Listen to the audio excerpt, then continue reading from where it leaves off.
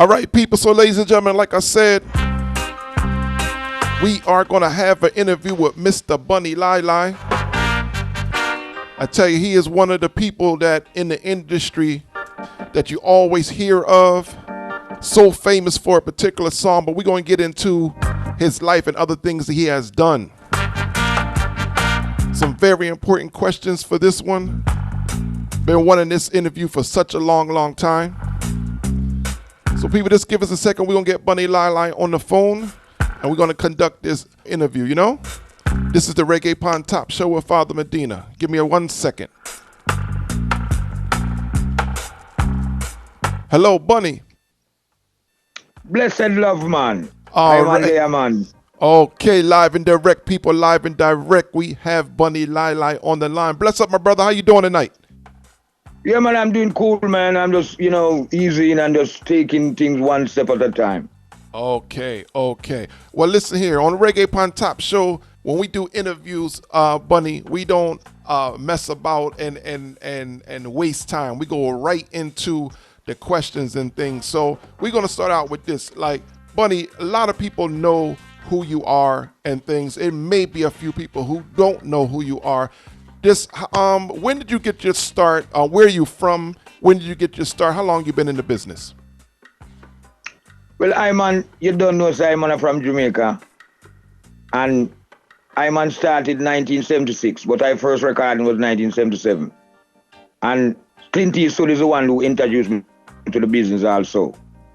So right now, I am just keep on doing it, with peace and love. So it's just a perfection of what I achieve in life and what come to me. I give thanks, and over 45 years now, nearly 50 years now, me are going out to, Wow. Now see, that's something I did not know. I didn't know you were that far back. So see, right there, first question, and I get something that I never knew before. So this is what we want to hear when we get interviews. Sometimes, a lot of times, interviewers don't ask the right questions. And, even though this is an intro question, that's a great answer. I just learned something right there. So let me say this. People know, again, like people know about you, Bunny Lye Lye, the artist. A lot of people attribute you in your career not so much in Jamaica, but over in the UK. So how long was the transition from Jamaica to when you came to the UK? Well, how that work, it's like I was doing some recording and I sent an LP with Clint Eastwood, because Clint Eastwood is one of my main, admirer in when it comes to DJ business at the time. So I did an album with King Tubby's, and then Eastwood carried come to England. And it ended up that a guy named Lad Coos, which have a sound system in England, he's the one who produced it and also distributed at the time, because Clint Eastwood did have his career too, so he was, doing his thing.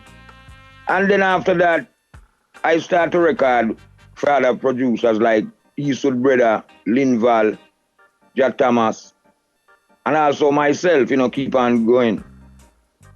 So it ended up that England now was the place where I tune them start to, play regularly, different from Jamaica where I born and thing. And I just give thanks. Well, it end up that at England it happened. Because why I used to, when I look at a youth, I go to school and come home, I always watch the show them. I'm say, some of the love for go to England. Because I just like them move, So it just translates that it got that way there. And I give thanks, I just say just enough. I'm just give thanks and thank the fans them. Okay, so even with you being over in the UK, do you still keep close ties to Jamaica as far as dealing with producers over there, or have you stayed mainly doing productions in the UK because that's where you're based at now? Well, I did, vice versa, because I have a lot of musicians who in Jamaica who do a lot of things for me, Not because I am not there. Anything I call, I get it done because I do it in a way that love come right between the whole thing. So I do most of my production them, like some of the rhythms them to I lay them at Jamaica. But balancedly, I man just touch them up in England because you don't know the England me there and the current, the current not go nowhere, It's how you do it, how you play the music, So we feel you want. So if I get a rhythm from Jamaica, I balance it with England. So I balance it versatile. I do it versatile, that everybody can know where I go on. Okay. Well, you know what? Like I said, we don't have a lot of time. I know we could probably have a 3-hour interview, but we're gonna crunch to some things and we're gonna bring it up to date now. Like I say, anybody who knows Bunny Lye Lye know who you are, know the type of music you have done over the years, know how important you are to sound system culture, which we're going to touch in a second. But I wanted to ask you, this is something I always ask to artists right now, especially veteran artists.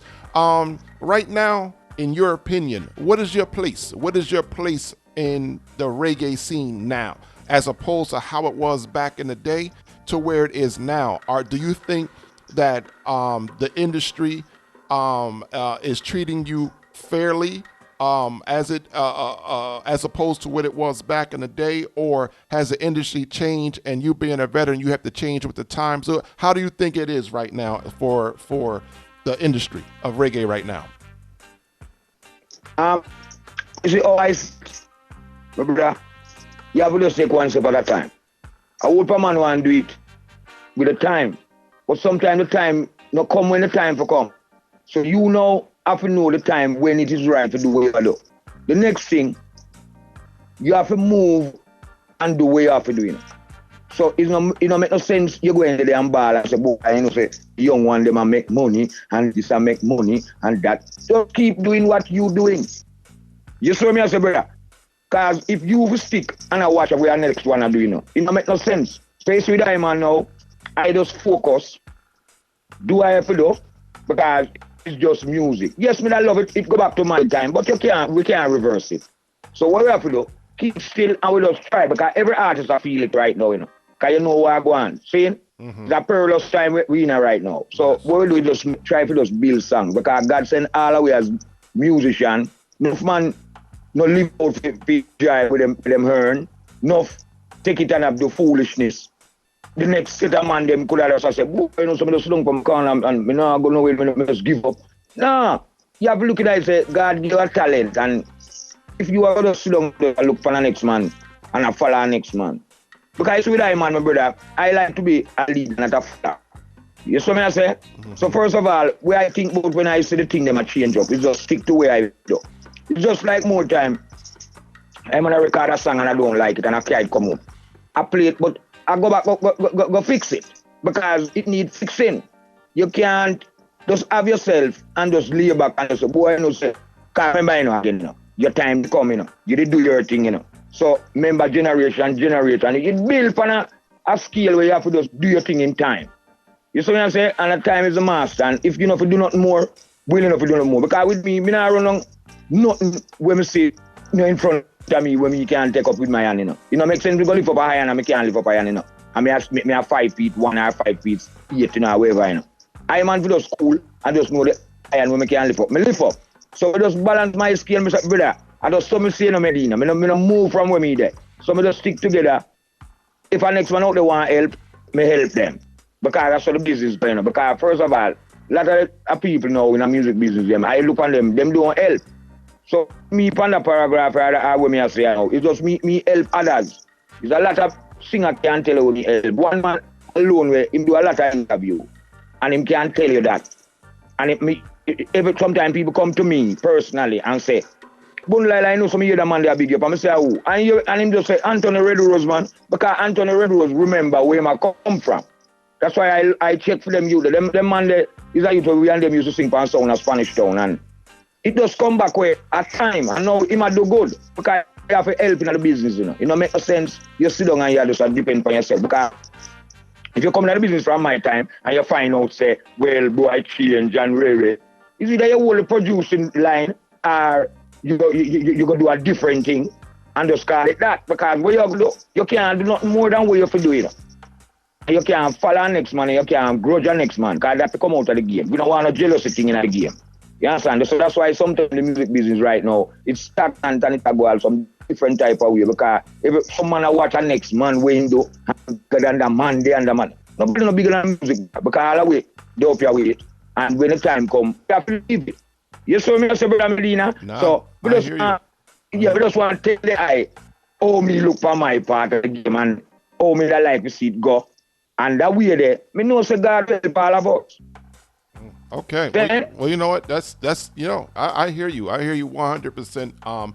That's how I approach the business itself from my part of the business where you know I'm starting to produce now and my career as far as DJing and things. I've been DJing now for 40 years, you know, and I'm still yeah, learning. man. I'm still learning, and that's the thing. That's how you, if you keep yourself humble like that, I feel like you can stay in the business long. So I understand everything that you're saying, and I want to say big up to Anthony Red Rose as well, one of my favorite singers and one of the Jamaica's great Yeah, man. producers Bridging, man. and a I great whole heap of producer. them help, Medina. Yeah, Whole heap of them help, man. yeah, I know, and he's such a great producer, and a lot of people really don't know how much he does in the back scenes. But I you know. know, we're gonna get an interview with him. I'm coming up soon because we definitely need that.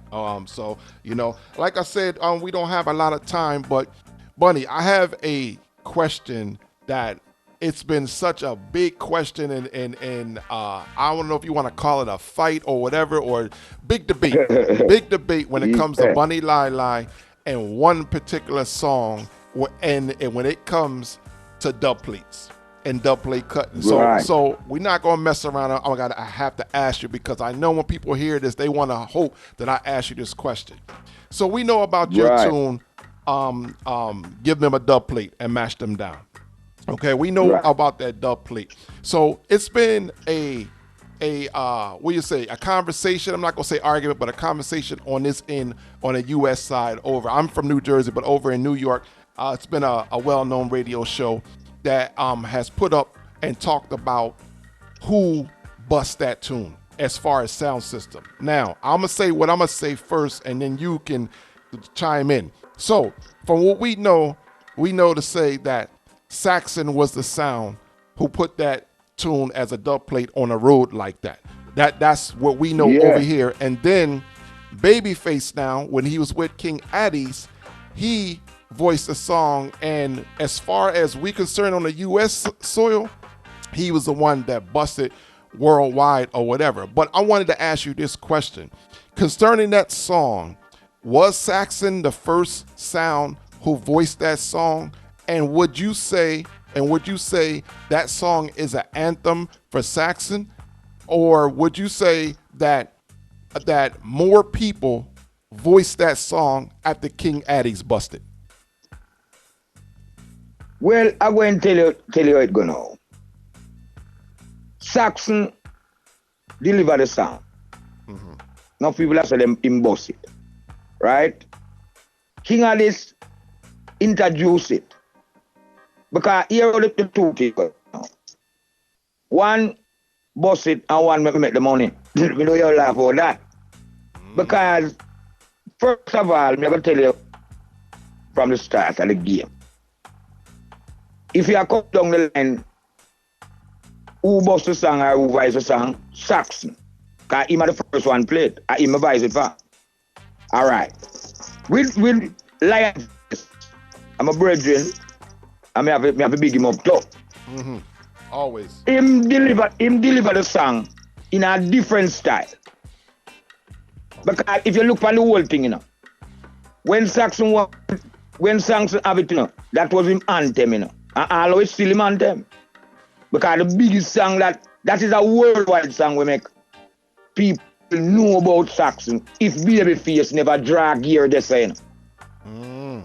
Okay. Because that song could have played and people have said, nah man, it's just a same thing. But Lion Face, as my brethren going right now, and say, well, we are going to see what the man, because my mind of them clash at Birmingham, you know. Right. And Saxon defeat him, that's how we did.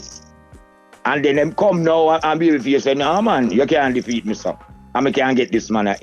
It's a brother named Briggsy introduced me to Lion Face, you know. Okay.